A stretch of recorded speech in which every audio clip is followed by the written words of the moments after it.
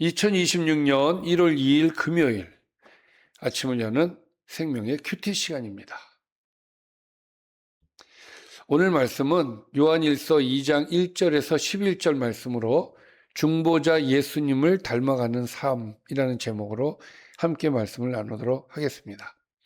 자, 오늘 말씀 들어가기 앞서서 어제 1장 보았죠? 어제 말씀 좀 간단하게 보겠습니다. 태초부터 계신 생명의 말씀 예수 그리스도가 이 땅에 오셨다. 그것을 우리가 직접 보고 만졌고 함께했다.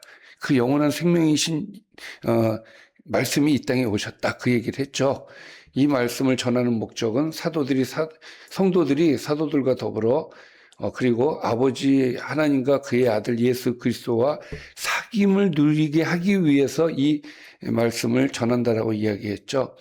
하나님은 빛이심으로 우리는 숨기지 않아야 되고 정직해야 된다. 그래서 하나님 앞에 살아야 된다라고 말씀을 하셨고, 또 우리는 빛 가운데 행해야 되고 자신의 죄를 자백하는 자가 되어서 예수님의 피로 깨끗함을 받고 참된 사귐을 누려야 된다. 성도들과의 사귐, 또 주님과의 사귐을 누려야 되는 자가 되어야 된다라는 것이 요한일서 1장의 내용이었습니다. 그럼 오늘 말씀 들어가겠습니다. 자, 나의 자녀들아, 내가 이것을 너에게 쓰면 너희로 죄를 범하지 않게 하려 함이라. 자, 요한일서를 쓴 목적을 여기서 기록을 하고 있거든요. 근데 여기 좀 잘 보셔야 되는 게, 자, 내가 이것을 쓰는 목적은 죄를 짓지 않게 하기 위해서 쓰는 거다. 내가 이 말을 함으로써 죄를 짓지 않게 하기 위해서다. 라고 해놓고, 그 다음에 뭐라고 얘기를 하냐면, 만일 누가 죄를 범하여도 아버지 앞에서 우리에게 대언자가 있으니 곧 의로우신 예수 그리스도시다. 그러니까 죄를 짓더라도 걱정하지 마. 이 얘기예요. 죄를 짓더라도 걱정하지 마. 왜? 우리에겐 대언자 예수 그리스도가 계시니까. 근데 사실 잘 생각해 보면 앞말과 뒷말이 좀 안 맞는 것 같지 않습니까?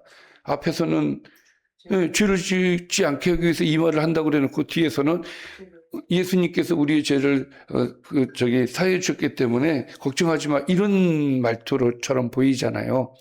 자, 목적은 분명히 죄를 지으면 안 된다 이거예요. 그런데 우리가 죄를 짓잖아요. 죄를 짓기 때문에 우리가 은혜를 입었다라는 것을 요한이 얘기하고 싶은 거예요.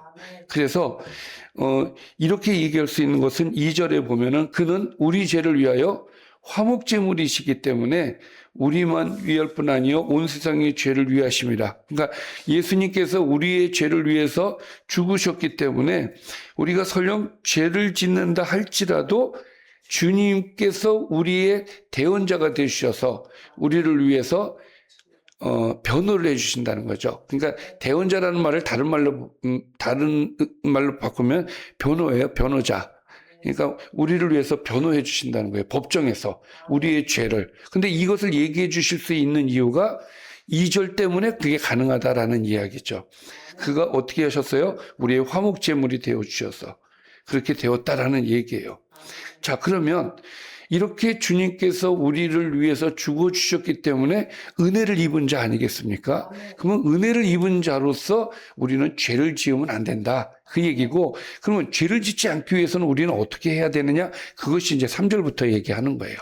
3절을 보시면 우리가 그의 계명을 지키면 이렇게 나와요. 그러니까 뜬금없이 갑자기 이제 계명을 지키면이라는 말이 나온 것 같은데 그게 아니라 우리가 은혜 받은 자로서 우리가 어떻게 살아야 되느냐? 계명을 지켜야 된다 이 얘기예요. 자, 이로써 우리가 그를 아는 줄로 알 것이요. 그러니까 사도 요한은 이 계명이 굉장히 중요하게 생각을 한 사람이에요. 특히 계명 중에 사도 요한이 가장 중요하게 생각한 게 뭐였죠? 사랑이었잖아요. 요한복음을 봐도 요한복음 3장 16절의 말씀을 보더라도 요한은 사랑의 계명을 굉장히 강조한 사람이에요. 여기서도 사랑을 강조합니다. 결국은 이 계명은 사랑으로 갈 수밖에 없어요. 사도 요한은. 그래서 보십시오. 계명을 지키는 자가 예수님을 아는 자다. 그러니까 1장에서 뭐라고 그랬어요? 우리는 주님을 경험한 사람들이다.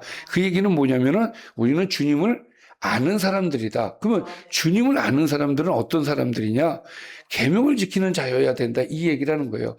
우리가 경험하지 않는 사람이 주님의 계명을 지키지 않는 건 말이 안 되지 않냐. 이런 논리로 얘기를 하는 거거든요. 자, 4절에 보면 그를 아노라 하고 그의 계명을 지키지 아니하는 자는 거짓말하는 자요 진리가 그 속에 있지 아니한 사람이다. 그리고 누구든지 그의 말씀을 지키는 자는 하나님의 사랑이 참으로 그 속에 온전하게 되었나니 이로써 우리가 그의 안에 있는 줄을 아노라. 결국은 그 얘기하는 거예요. 사랑의 계명을 지켰을 때 우리는 진정한 그리스도인이다. 그 얘기를 하는 것이죠. 자, 그의 안에 산다고 하는 자는 그가 행하시는 대로 자기도 행할지니라. 그래서 3절부터 6절까지의 말씀은 삶을 통해서 고백을 해야 된다는 얘기를 하는 거예요.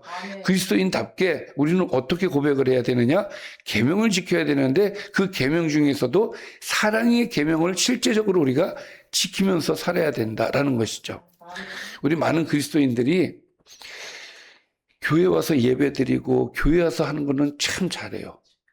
근데 세상에 나가면 교인인지 아닌지 이러고 살아간단 말이에요. 그러면 안 된다 그 얘기예요. 그리스도인은 세상 바깥에 나가서도 그리스도인이어야 된다. 그 그리스도는 뭘로 증명하느냐? 사랑의 계명을 지킴으로써 증명한다. 그 얘기입니다. 자, 7절입니다. 자, 그러면서 이 세 계명으로 어떻게 해야 되느냐? 빛을 드러내야 된다 이 얘기예요. 자, 그래서 7절에 사랑하는 자들아 내가 새 계명을 너희에게 쓰는 것이 아니라 너희가 처음부터 가진 옛 계명이다. 자, 지금 계명에 대한 얘기를 하고 있잖아요. 그러면 이 계명에 대해서 지금 요한은 뭐라고 얘기했냐면 이거 너희들이 다 알고 있는 거야. 옛 계명도 사랑의 계명이 있잖아. 그렇잖아요. 구약도 내용을 보면 10계명을 보면 사랑을 얘기하고 있단 말이에요. 10계명이 이제 다 아시는 것처럼 하나님 사랑, 이웃 사랑 이 얘기를 하고 있잖아요. 그래서 이미 이건 새로운 걸 얘기하는 게 아니야. 원래부터 있던 계명이야. 그 얘기를 하는 거죠. 근데 또 8절이 좀 이상합니다. 자, 그런데 뭐라고 얘기하냐면 다시 내가 너희에게 새 계명을 쓴다 이렇게 얘기를 해요. 그러면 보십시오. 앞에서 너희들이 아는 계명을 얘기를 했는데 앞에서 말한 계명은 무슨 계명이에요? 사랑이잖아요. 사랑인데 내가 새 계명을 말하는 게 아니라 옛 계명을 얘기하고 있어 라고 얘기를 해놓고 내가 새 계명을 또 쓰노니 이렇게 얘기를 한단 말이에요. 이것도 어떻게 보면 앞뒤가 안 맞는 말 같지 않습니까?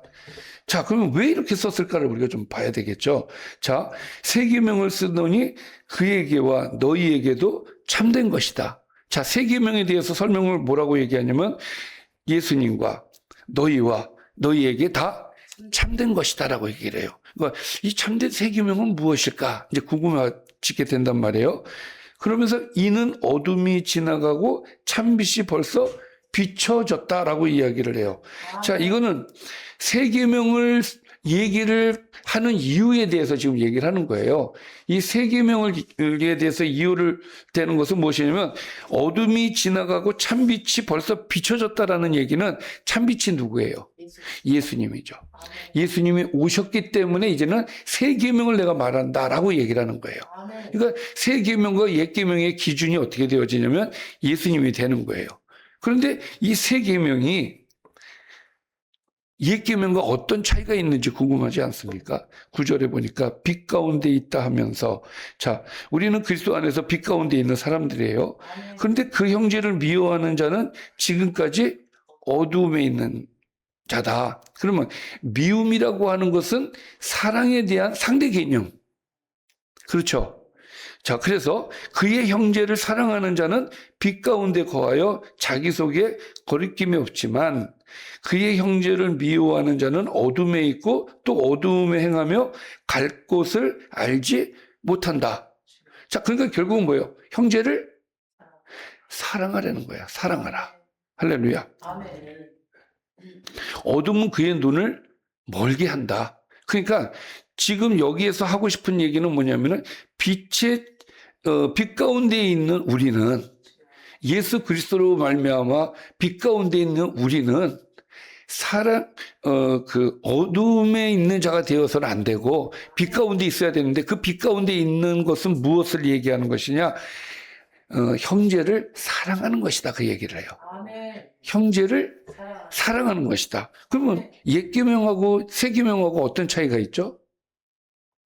옛 계명은 사랑이에요. 그러면 새 계명은 사랑이에요. 네, 형제를 사랑하래잖아요. 그러니까 사랑이에요. 그러니까 옛 계명도 사랑, 새 계명도 사랑. 그런데 새 계명과 옛 계명의 차이점은 무엇이냐? 자, 옛 계명은 예수님이 오시기 이전의 계명이고 새 계명은 예수님이 오신 다음에 계명이란 말이에요. 그래서 여기에 뭐라고 말씀하고 계시냐면 빛 가운데 거하여 자기 속에 빛 가운데 거하는 자. 이것은 무엇을 얘기를 하냐면 주님과 함께 하는 자라는 거예요.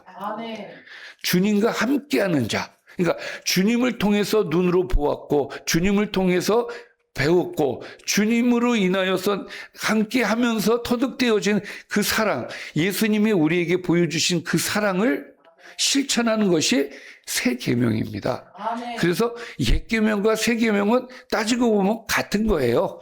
같은 건데 그래서 내가 말하는 게 뭡니까? 7절에 뭐라고 했냐면 새 계명을 쓰는 게 아니다라고 얘기하는 것은 옛 계명이나 지금의 계명이나 똑같기 때문에 그렇다는 것이죠. 그래서 오늘 말씀을 통해서 사도 요한이 하고 싶은 이야기는 무엇입니까? 사랑해야 된다. 우리가 빛에 거하는 자로서 사랑해야 된다. 그러면서 형제를 사랑하는 자가 되어야 된다. 우리의 삶 속에서 형제를 사랑함으로써 새 계명을 지키는 자, 계명을 지키는 자가 되어야 된다는 것이 오늘의 말씀의 초점이 되어지겠습니다. 자, 오늘 말씀을 좀 정리를 해보도록 하겠습니다. 마무리를 항상 이렇게 합니다. 오늘 말씀을 정리를 해보면 예수님은 우리가 죄를 짓지 않도록 인도하시지만 넘어질 때도 아버지 앞에서 우리를 위해 변호해 주시는 중보자이십니다. 그분이 화목제물이 되어주셨기 때문에 우리는 정죄가 아니라 회복의 자리로 나갈 수 있는 것입니다. 이 은혜를 참으로 아는 사람은 말로만이 아니라 하나님의 계명을 지키고 예수님의 삶을 닮아가는 사랑의 계명을 지키는 자입니다.